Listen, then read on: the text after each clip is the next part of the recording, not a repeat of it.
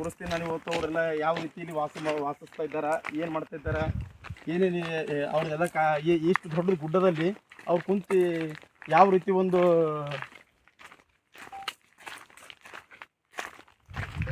ಇಲ್ಲಿ ಅವ್ರು ಕುಂತು ಯಾವ ರೀತಿ ಒಂದು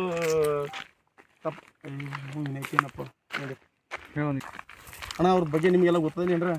ಅವರೆಲ್ಲೂ ಬಿಜಾಪುರದಿಂದ ಬಂದಾರಂತೂ ಕೇಳಿದೇವು, ಹೆಸರು ಅಷ್ಟೇ ನೋಡಾರಂತೆ ಹೊಂಟಿದ್ದೆ ನಾವು ವಿಡಿಯೋ ಜೊತೆಲಿ. ನಾವು ಕೂಡ ಅವರನ್ನು ಇನ್ನೂ ತನಕ ಭೇಟಿಯಾಗಿಲ್ಲ. ನಾವು ಮೊದಲನೇ ಬಾರಿಗೆ ಅವ್ರಿಗೆ ಹೋಗಿ ಭೇಟಿ ಆಗ್ಲಿಕ್ಕೆ ನಡೆದಿದ್ದೆವು. ಇಷ್ಟೊಂದು ಜಂಗ್ಲತ್ತು ಕಾಡು ಇಂಥದ್ರಲ್ಲಿ ಅವರು ಬಿಜಾಪುರಿಂದ ಬಂದು ಒಬ್ಬರೇ ಇಲ್ಲಿ ವಾಸ ಮಾಡ್ತಾರಂತೆ. ಅಣ್ಣ ಅವ್ರು ಬಂದು ಎಷ್ಟು ದಿನ ಆಯ್ತು ಅವ್ರು ಗೊತ್ತೇನು? 1 ತಿಂಗಳು, ಸುಮಾರು 1 ತಿಂಗಳಿಂದ ಅವರು ಇಲ್ಲಿ ಬಂದು ಇಲ್ಲೇ ಇರ್ತಿದ್ದಾರಂತ. ಇಲ್ಲಿ ಬನ್ನಿ ನಾವು ನೀವೆಲ್ಲ ಹೋಗಿ ನೋಡೋಣ ಅವ್ರು ಯಾವ ರೀತಿ ಇರ್ತಾರೆ, ಇಲ್ಲಿ ಯಾವ ರೀತಿ ಅವರು ಅನುಷ್ಠಾನ ಕೊಡ್ತಾರ ಇಲ್ಲ, ಅವ್ರ ಇನ್ನೇನು ಪವಾಡಗಳಿವೆ ಎಲ್ಲ ಕೇಳೋಣ ಬನ್ನಿ. ನೋಡಿ ಇಲ್ಲೊಂದು ಎಷ್ಟು ಸುಂದರವಾದ ಜಾಗ ಇದೆ, ತಾವೆಲ್ಲ ನೋಡ್ಬೋದು.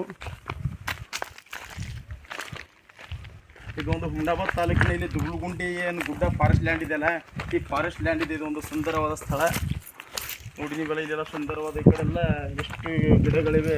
ಇದು ಇಲ್ಲೆಲ್ಲ ಫುಲ್ ಒಂಥರ ಇದು ಒಂದು ಗವಿ ಥರ ಇದೆ ಇಲ್ಲಿ ನೋಡೋದಕ್ಕೆ. ಕಟ್ಟಡ ಕಟ್ಟಿರೋದು ಯಾರಿಗೂ ಗೊತ್ತಿಲ್ಲ. ಬನ್ನಿ ಅಪ್ಪಾಜಿ ಅವ್ರಿಗೆ ಭೇಟಿ ಆಗೋಣ, ಹೋಗಿ ಮಾತಾಡೋಣ. ಅಪ್ಪರ ರೀ, ನಮಸ್ಕಾರ. ನಮಸ್ಕಾರ. ನೀವೇನು ಮಾಡ್ತೀರಿ? ಕಾಯಕ ಚಾ ಮಾಡ್ತೀವಿ. ಚಾ ಮಾಡ್ತೀರಿ?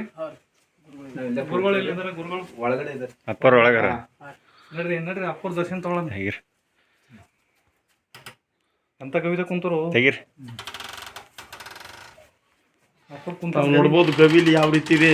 ಇಂಥ ದೊಡ್ಡ ಗವಿದಾಗ ಅಪ್ಪರ ಕೂತು ಯಾವ ರೀತಿ ಇದೆ ಅನುಷ್ಠಾನ ಮಾಡ್ತಾರೆ. ಬನ್ನಿ ನಾವು ನೀವೆಲ್ಲರೂ ಸೇರಿ ಅಪ್ಪರನ್ನು ಮಾತಾಡ್ಸೋಣ. ಅಪ್ಪರೇ ನಮಸ್ಕಾರ.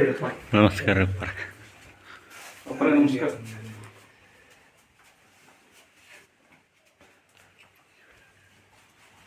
ಅಪ್ಪರ ಇದು ಯಾವ ಗವಿ ಇದೆ ಅಂತ ಹೇಳಿ? ಇದು ರೇವಣ ಸಿದ್ಧನ ಗವಿ ಅಂತ ಹೇಳಿ ಆಗ್ತಿರ್ತಾರೆ. ಅಷ್ಟು ನನಗೆ ದರ್ಶನ ತೋರಿ. ನಾ ಬಿಜಾಪುರ ಜಿಲ್ಲಾ